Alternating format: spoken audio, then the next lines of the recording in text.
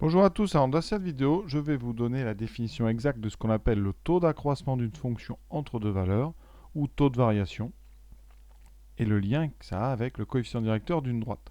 Je vous parle de ça parce qu'on a vu dans la vidéo précédente qu'on est en train d'étudier des droites qu'on appelle les tangentes, et dont on va avoir besoin de calculer le coefficient directeur. Donc c'est une vidéo très importante parce que on va utiliser ce taux d'accroissement, on va lui prendre des limites, donc c'est très compliqué. Donc avant de faire des choses compliquées, c'est bien de maîtriser les outils avec lesquels on va les faire. Donc le début, il vous faut une fonction. La définition du taux d'accroissement de f entre a et b. Alors il faut donc une fonction f définie sur i, il faut a et b deux réels de cet intervalle i, et on va prendre a strictement plus petit que b. Alors, strictement plus petit que b, ça veut dire que a d'abord est plus petit que b et il est différent de b. Donc on va pouvoir faire une division par b moins a, puisque b moins a sera non nul. Quand on dit que a est différent de b, ça signifie autrement dit que b moins a est différent de 0. C'est cette soustraction-là qui va nous servir. Voilà. Alors le taux d'accroissement, qu'est-ce que c'est?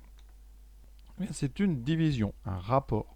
C'est le rapport de la différence f de b moins f de a, c'est-à-dire l'image de b moins l'image de a, par la différence b moins a. F de b moins f de a sur b moins a. On peut diviser par b moins a puisque j'ai déjà fait la remarque, b moins a est forcément différent de 0. Un exemple, je prends la fonction carré et je vais calculer le taux d'accroissement entre 3 et 5. Donc pour ça, eh bien, je vais l'appeler t, ce taux. Je vais donc faire f de 5, donc l'image du plus grand, moins le plus petit, divisé par la différence du plus grand, moins le plus petit. Et ça donne quoi? Ça donne donc f de 5, c'est-à-dire 5 au carré, 25, moins bien 3 au carré, donc 9, sur 5, moins 3. 25 moins 9, ça nous donne 16 sur 2, on trouve 8. Donc le taux d'accroissement entre 3 et 5 pour la fonction carré, c'est 8. Remarque importante, si jamais on se trompe de sens, c'est-à-dire si on fait un taux d'accroissement entre 5 et 3, qu'est-ce que ça change si on inverse les deux? Eh bien, rassurez-vous, ça ne change rien. C'est-à-dire que dans la définition, j'ai choisi de prendre a plus petit que b, eh bien vous pouvez très bien considérer un taux d'accroissement entre a et b avec un a plus grand que b. Ça veut dire que dans la définition, ça donnerait soit f une fonction définie sur i, a et b deux réels distincts, oui, donc b est différent de a, et le taux d'accroissement entre a et b, c'est f de b moins f de a sur b moins a. Et comme a et b sont interchangeables, eh bien, vous pouvez vérifier, ça donne aussi f de a moins f de b sur a moins b. Alors c'est normal, si vous changez le sens, l'ordre des deux termes en haut, eh bien vous rajoutez un moins. Et comme vous faites pareil en dessous, eh bien vous avez un moins en haut, un moins en bas, ils vont s'annuler. Exemple, avec mon 3 et 5 ici. Si je fais le taux d'accroissement, donc le taux d'accroissement entre 5 et 3, eh bien j'obtiens quoi? J'obtiens f de 3 moins f de 5 sur 3 moins 5. J'obtiendrai 9 moins 25, donc le carré de 3 moins le carré de 5, divisé par 3 moins 5, ce qui me donne moins 16 sur moins 2, et donc moins 16 sur moins 2. Les deux moins s'annulent entre eux, et vous obtenez le même résultat. Donc, le taux d'accroissement entre deux nombres n'est pas lié à l'ordre entre les deux nombres. Donc il n'y a pas besoin de préciser lequel est le plus petit, lequel est le plus grand. Seule chose importante et capitale, il faut que les deux nombres soient différents. Vous avez forcément besoin de deux nombres différents, de deux valeurs différentes pour calculer le taux d'accroissement entre ces deux valeurs. Après, qu'elles soient dans un ordre ou dans un autre, ça ne changera rien. Et vous verrez dans le chapitre sur les nombres dérivés, c'est très important parce que vous allez voir, alors pour ceux qui l'ont déjà vu, on fait un taux d'accroissement entre a et a plus h, et parfois, eh bien, h peut très bien être négatif. Donc a plus h peut être plus petit que a, et ça ne nous embêtera pas. Alors je vous montre tout de suite ce que ça donne. Alors je prends a et a plus h, deux réels, et je prends h différent de 0. Pourquoi? Parce que ça me garantit que a et a plus h sont différents. Donc a et a plus h sont bien distincts. Je peux donc calculer le taux d'accroissement entre les deux. Donc qu'est-ce qu'on fait? On fait f de a plus h, donc l'image de a plus h, moins l'image de a, et on divise par a plus h moins a, c'est-à-dire les deux valeurs de départ. Et quand vous faites ça, qu'est-ce qui reste en haut? Pour l'instant, eh bien, on ne peut rien faire, ça dépendra vraiment de la fonction. Et dessous, vous voyez, vous avez a plus h moins a. Et donc les a vont s'annuler, il vous restera un h. Donc dans le chapitre, quand on va calculer les nombres dérivés, eh bien, on va calculer le rapport f de a plus h moins f de a sur h, qui est un taux d'accroissement entre a plus h et a, sachant que h peut tout à fait être négatif, et donc a plus h peut être plus petit que a. Ça ne pose pas de problème. Et là, vous vous dites, mais que vient faire le coefficient directeur là-dedans? Eh bien, c'est là qu'on va commencer à traduire ici graphiquement ce calcul. Alors, qu'est-ce que ça donne?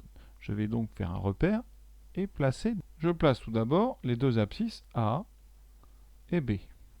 Bon, je les mets au hasard ici. Je prends juste deux abscisses différentes. Et ensuite, je sais, eh bien, je vais placer l'ordonnée f de A. Ici, f de A quelque part. Et je vais mettre f de B, on va dire plus grand. Ça dépendra évidemment des cas. Voilà. Le point qui se trouve en abscisse A et en ordonnée f de A, c'est donc un point de la courbe. Je vais l'appeler le point A. Son abscisse c'est A, son ordonnée c'est f de A. C'est un point de la courbe de f. Le point ensuite B, majuscule, avec comme abscisse B, comme ordonnée f de B, c'est un autre point de la courbe de f qui se trouve ici. Voilà. Ensuite, une fois que vous avez fait ça, on va tracer la droite AB. Cette droite existe parce que A et B sont différents. Effectivement, on a pris A différent de B, donc on a bien deux points. Donc on peut tout à fait tracer une droite. Et qu'est-ce qui se passe quand on calcule le coefficient directeur de la droite AB? Eh bien, on a appris à le faire. On fait la différence des ordonnées, ce qu'on appelle le delta Y, c'est-à-dire f de B moins f de A, ou f de A moins f de B, ça ne change rien. Par contre, si vous avez pris f de B moins f de A, il faudra diviser en dessous par B moins A. Vous pouvez tout à fait faire aussi f de A moins f de B, mais divisé par A moins B. Et qu'est-ce que vous voyez devant vous? Eh bien ici, on retrouve ce qu'on a appelé le taux d'accroissement de la fonction entre A et B. Voilà.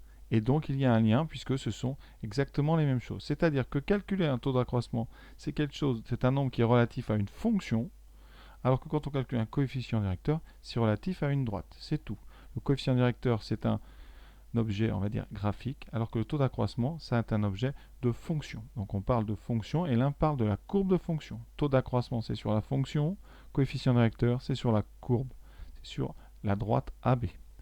Voilà juste la différence entre les deux. Mais le calcul est exactement le même. Donc dans le chapitre des nombres dérivés, dès qu'on fera un taux d'accroissement, vous êtes en train de calculer tout simplement un coefficient directeur, donc une différence ici entre des y divisé par une différence entre des x.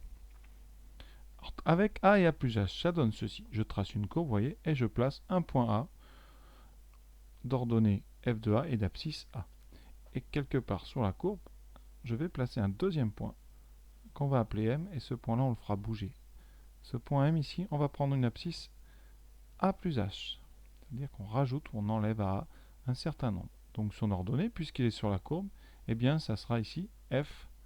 Vous trouverez ici F de A plus H. Eh bien, on va calculer dans ce chapitre le coefficient directeur de la droite AM. Alors, cette droite AM, vous voyez, elle coupe la courbe en A. Elle traverse ici la courbe en A et en M. Et on appelle ça une séquente. Une séquente, j'ai mal écrit, mais ça s'écrit donc séquente parce que ça coupe la courbe en deux points A et M. Eh bien, le coefficient de la droite AM, eh bien, c'est donc la différence, c'est l'ordonnée de M moins l'ordonnée de A, divisé par xm moins xa. Et vous avez compris, ça donne f de A plus h moins f de A sur A plus h moins A. Et on retrouve bien, ce rapport, ce taux d'accroissement que vous allez beaucoup utiliser au départ du chapitre, parce qu'il va nous servir à trouver des nombres dérivés de temps, des nombres dérivés, donc des coefficients directeurs de tangente. Vous voyez, f de A plus h moins f de A sur h.